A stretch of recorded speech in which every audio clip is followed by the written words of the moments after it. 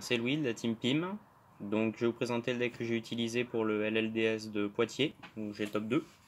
Donc l'idée c'est un Sky Psyframe. Donc d'abord en monstre classique pour ce qui est de assaut de l'air, Ray en x3. En hand trap, un exemplaire de Ghost Ogre, pas forcément besoin de beaucoup plus parce que ça marche pas forcément contre tous les archétypes, mais c'est toujours pratique à avoir. En support, Gamma, 3 exemplaires. Dans la méta, c'est toujours pratique. Ça permet contre Gookie d'éviter de se prendre le héros.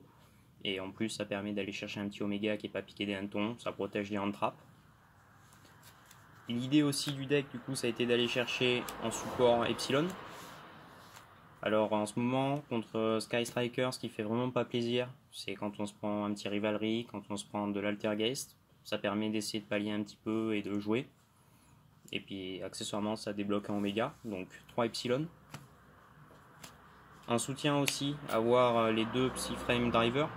Ça permet d'essayer de couvrir son Epsilon avec un Gamma ou de couvrir un Gamma par un autre Gamma. Ça permet d'avoir aussi un petit peu de burst, c'est toujours pas négligeable. Donc ça nous fait un total de 12 monstres.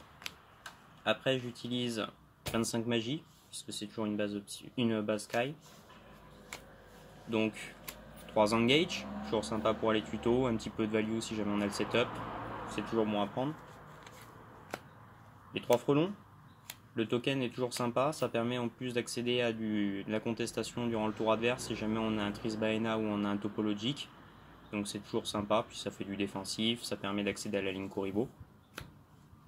Les 3 encres, certainement une des meilleures cartes du deck.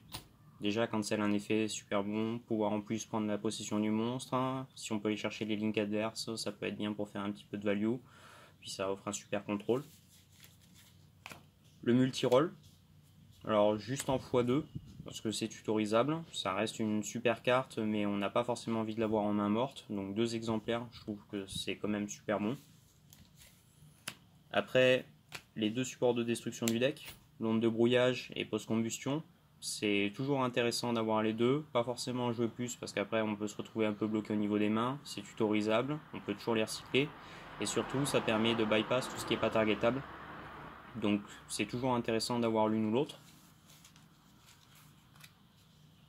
Après en un exemplaire le terrain, avoir un petit moteur pour aller tuto en plus, enfin pour piocher en plus, c'est toujours bon à prendre, ça permet de clean son board et ça apporte un petit peu de souplesse en cas de destruction de magie pour pouvoir aller chercher Ray.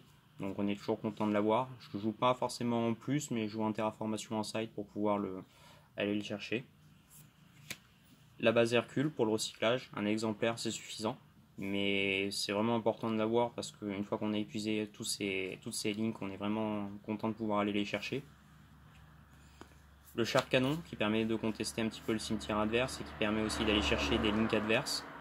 C'est une bonne surprise on va dire, ça peut vraiment retourner une game, moi je l'aime bien, donc un exemplaire. Le renfort de l'armée pour aller chercher sa Ray, c'est toujours pratique. Le pot des désirs, un petit peu risqué mais on est bien content de pouvoir faire un petit +1 dans sa main. Et au passage, très souvent on n'arrive pas forcément à ban tout ce qui était indispensable dans le deck, donc ça vaut le coup de le tenter. L'Upstart Goblin pour pouvoir remplir son cimetière facilement, un petit +1, enfin un +0. Et enfin une Engine Metalphose, c'est toujours pratique. 2 objets de sacrifice inutiles, déjà pour aller chercher la fusion Metalphose, mais aussi parce que ça permet d'amorcer des loops avec Kagari et d'aller chercher son engage, de pouvoir recycler, de pouvoir un petit peu buffer son cimetière pour aller chercher les effets secondaires des Sky Striker. Donc c'est toujours très bien à prendre, pas forcément en 3 parce que ça fait des mains mortes après. Monster Reborn, bon, il n'y a pas vraiment de raison de s'en priver, c'est toujours assez sympa, ça peut permettre d'aller chercher les points de vie qui manquent à l'adversaire, ça, bon, il n'y a pas de raison de ne pas la jouer. Les Twin Twister main deck, ça c'était un pari pour le LLDS, l'objectif c'était d'essayer de bloquer un petit peu tout ce qui allait être Altergeist, on se doutait qu'il allait y en avoir pas mal et du coup en main deck pour cette fois là, c'est pas forcément la compo habituelle mais c'était un pari qui a marché. Et à la fin 3 pièges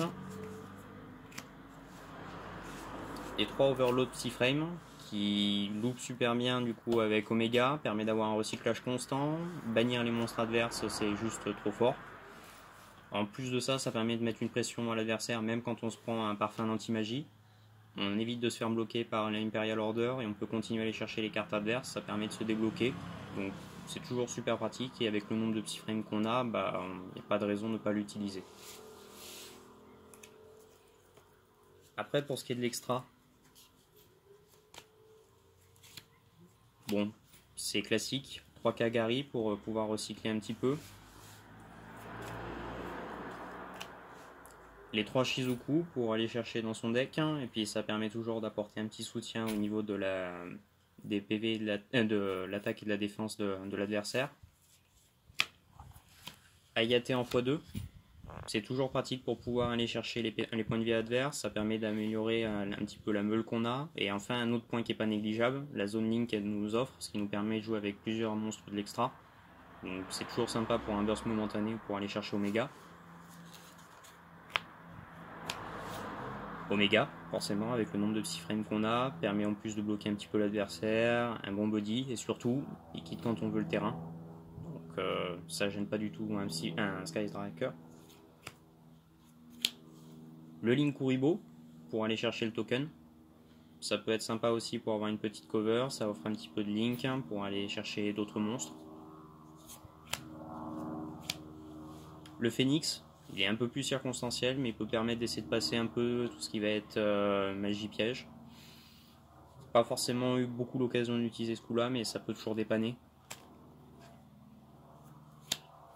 Le Space Insulator, en ligne 2, c'est toujours sympa pour réussir à passer sur des links un petit peu plus costauds comme le Topologic, le Trisbaena, et essayer de se débarrasser un petit peu de son board. Alors le Topologic Trisbaena, absolument indispensable je pense lorsqu'on se retrouve face à du pendule. En combinaison avec le token, ça permet de bien surprendre l'adversaire, ça il fait vraiment pas plaisir en principe. Puis bon, ça reste un beau body. Le Borload, pour essayer d'avoir un petit peu de corps sur le terrain et rester un petit peu tanky, c'est toujours sympa. Ça permet d'essayer de bien tenir en plus avec la baisse d'attaque. Puis la prise de contrôle fait qu'on reste quand même pas mal agressif. C'était un choix comparé au Borrel Sword, mais ça restait plus budget. Et enfin le dernier, mon chouchou, le Topologic Bomber Dragon, qui permet avec le token d'avoir un bon clean de board et en plus permet d'avoir une bonne attaque et ça m'a permis parfois de finir. Voilà. Après pour ce qui était du side, le contrôle mental, ça c'était plus un dernier choix de carte, j'ai pas forcément eu l'occasion de l'utiliser. Ça aurait pu être sympa pour essayer de récupérer des links adverses, mais en l'occurrence ça s'y est pas trop prêté.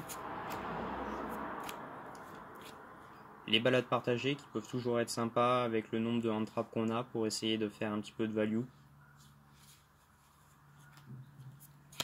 Un autre Twin Twister, c'est aussi sympa pour essayer de lutter contre les rivaleries ou les ordres impériales qui nous font pas forcément plaisir au moment où ils arrivent, mais bon, ça c'est souvent un petit peu trop tard quand ils sont là.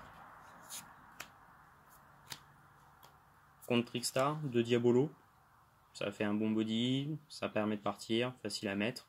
Bon, le problème c'est qu'on les a jamais en main quand il faut. Le terraformation et une limite d'invocation, ça c'était pour le Gookie et puis pour quelques autres decks aussi qui vont essayer de spam l'invocation, ça peut être vachement sympa pour essayer de la ralentir un petit peu.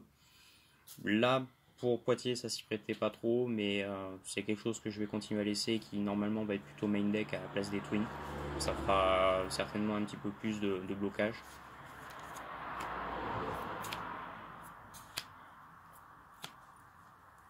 Les deltas, alors les deltas, une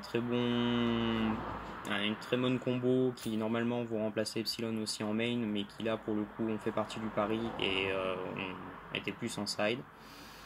Pouvoir bloquer un petit peu la magie adverse c'est toujours sympa, puis faire pop un Omega, on est toujours content.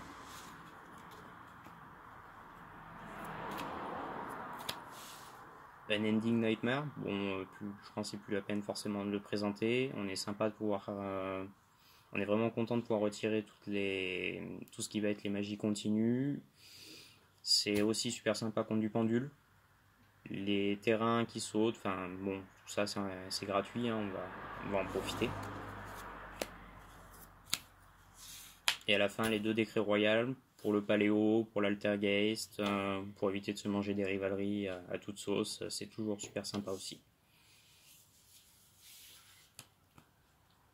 Donc voilà, c'était la decklist utilisée pour le LLDS de Poitiers.